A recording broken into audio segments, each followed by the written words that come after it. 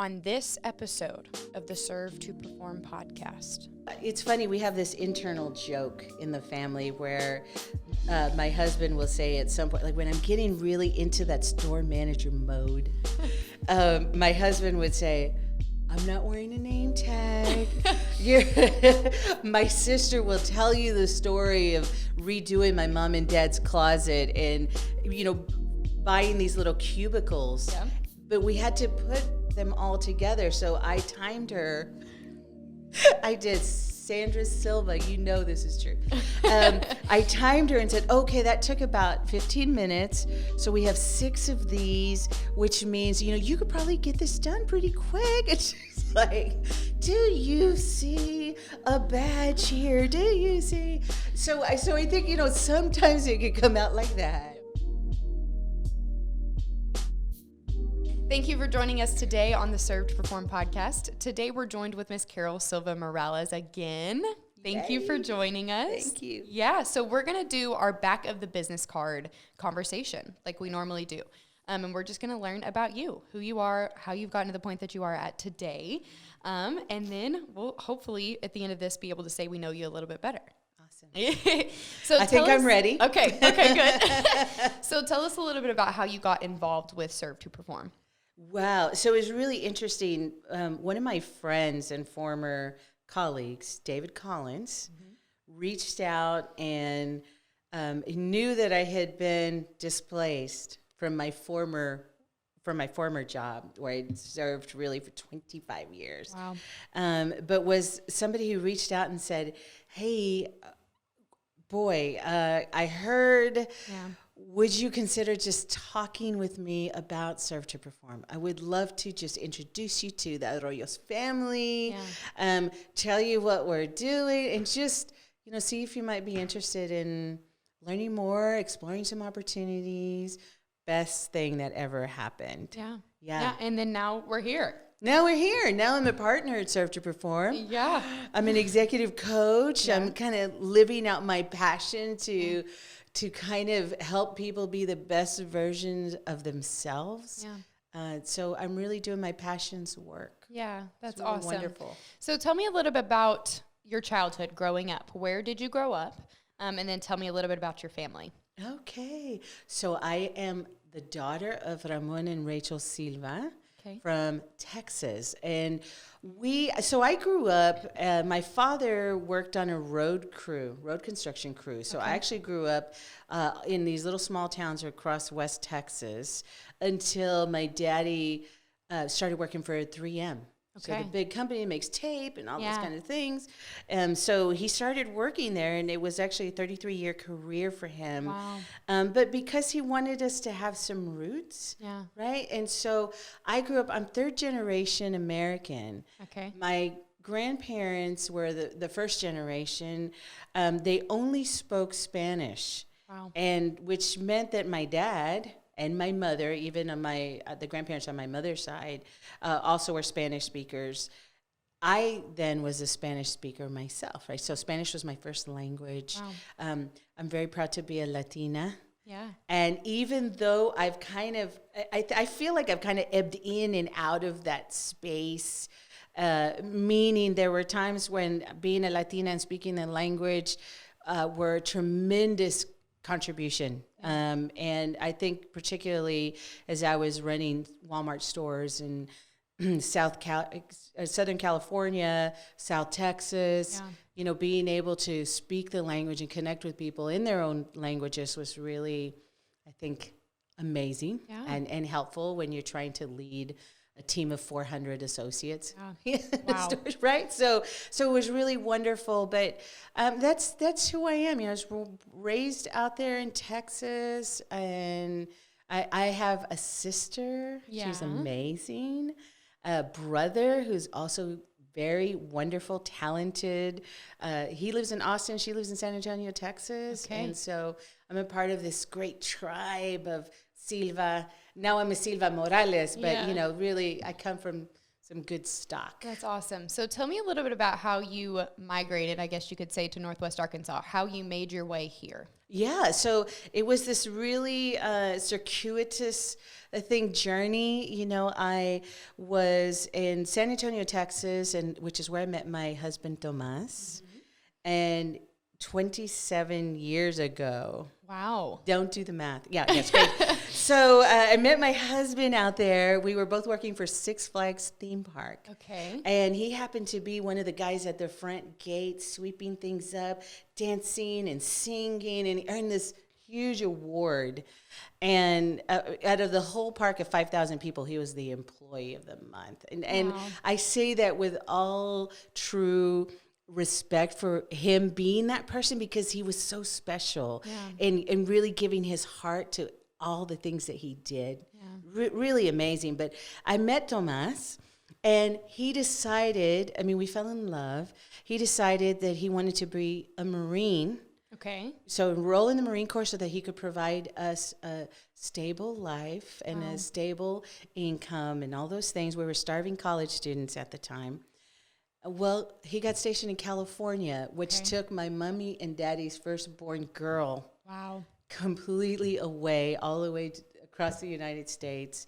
And it was in California that I started working for Walmart. Okay. And so I had a lot of help from some really amazing leaders who recognized a little spark in there and asked me a fateful question. And that was, have you ever thought about being a manager for Walmart?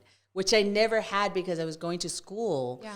And but it was that store manager, Victor Ladner in Vista, California, that gave me the opportunity to be in this round robin interviews with 40 some odd people for 2 roles.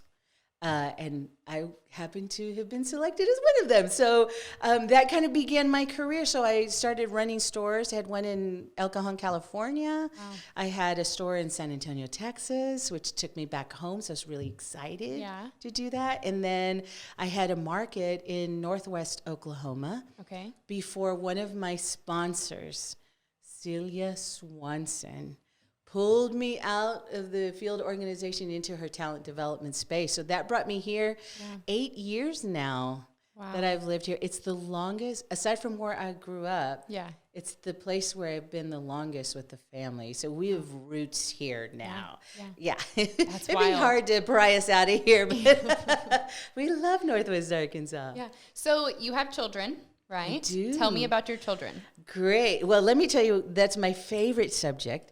No, but I'm a mother to 4 kids. And so my oldest son is 16. His name is Jet. He's a sophomore at Bentonville West High School and a wrestler. Oh, wow. Oh, yeah. He's amazing. Then I have Joaquin. Okay. He's 13 at Lincoln Middle School. Yeah. Another wrestler. Amazing. At 105 pounds. He's a great kid. I have a third son, that's Xavier Moralez. Okay. He's at Artisan Middle School. He's a wrestler, but only because his older brothers wrestle. There we go. He has fun, they compete. It's just kind of that kind of thing. That's a good balance. Yeah, that's a good balance. Yes. And then 5 years ago, I was blessed with my little sparkle face. Yes. That's my daughter, Ava, who just kind of balances all the crazy, right? So I have all these amazing boys, and if you're a mom to boys, then they're just this energy bubbling all the time, moving all the time, and then you bring in a sparkle face who just kind of mellows things down, chit-chats with the boys. They do things for her. She does things for them. She was just like all the balance we needed to,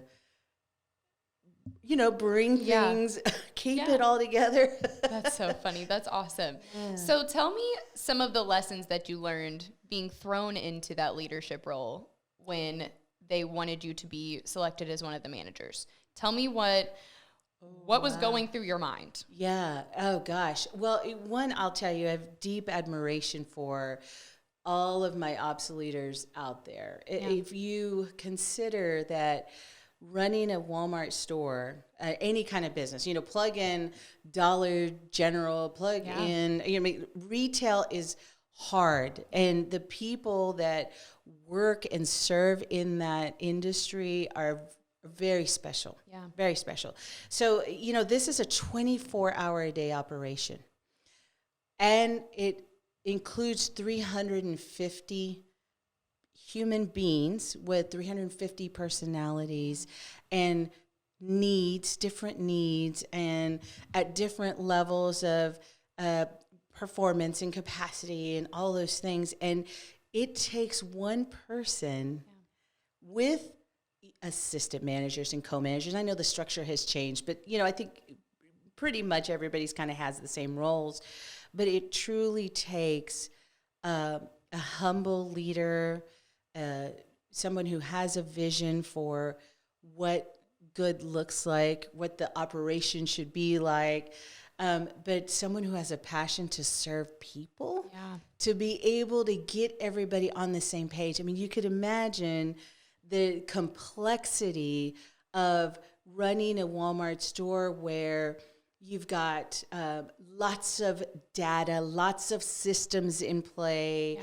There's all of the regular accounting pieces. There's all the things that are involved in behaviors and activities that are involved in getting product out to the floor. Yeah. So it's daunting. It's daunting to do that. But for me, what was extremely helpful, Delaney, was I've always been really good at connecting with people. Yeah. And always made it a priority as a leader in the store, and even for the leaders that I placed into stores, in building relationships first. So you had to get to know the guy that was out there with the shopping carts. You had to get to know the lady who was baking in the back. You had to get to know the maintenance team. Yeah.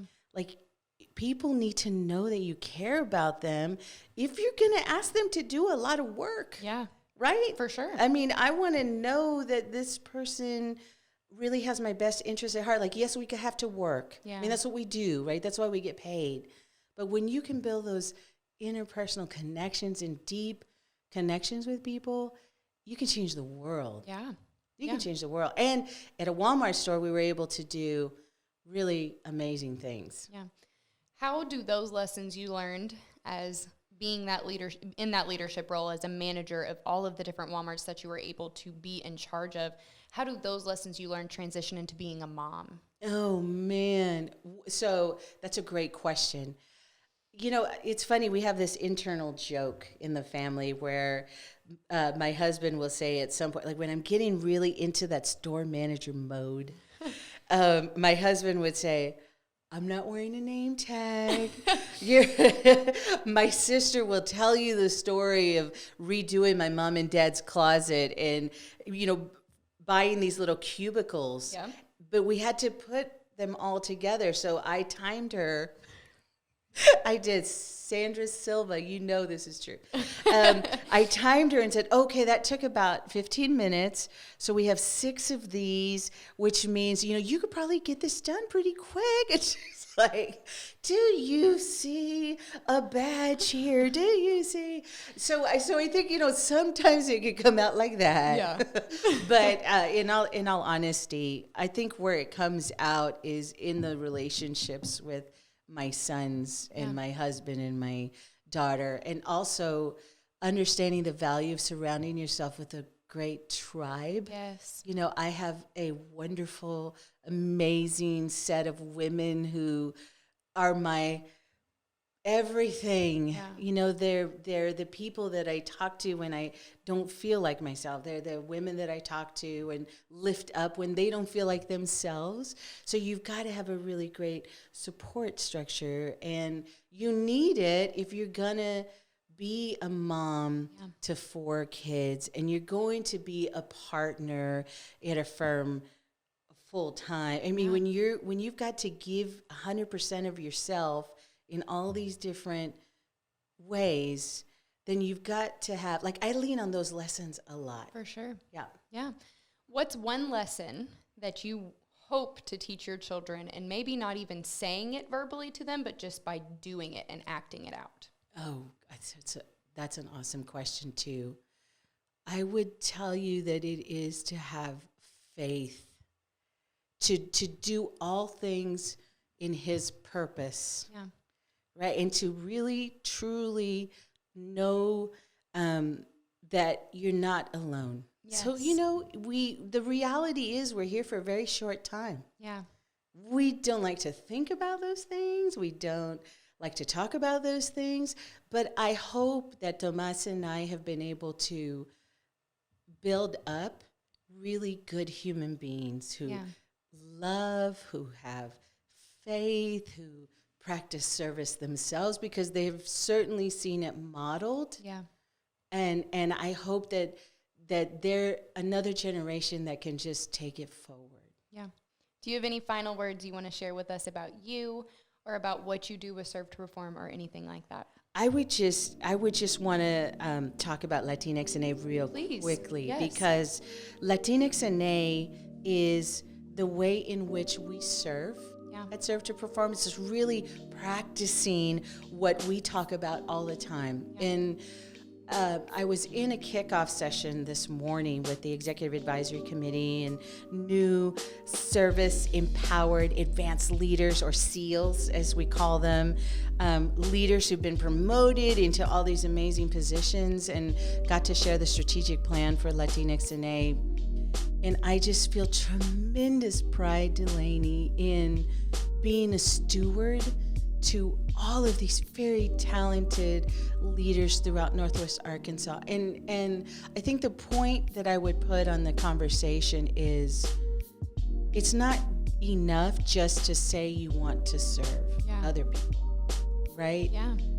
We have to take action to model those words. And I learned that lesson through Walmart, of course. I learned that lesson through my mother and father, who were out there serving in the communities as well. But each of us, gosh, if we just each of us found a way to serve others and to help lift up other people, actively doing things, we would build a lot more bridges, and bridges that are desperately needed at this time. We're so much more alike than we are different. Yes, agreed. You are amazing. What you talk about, what you say is exactly what you get out of you, genuinely.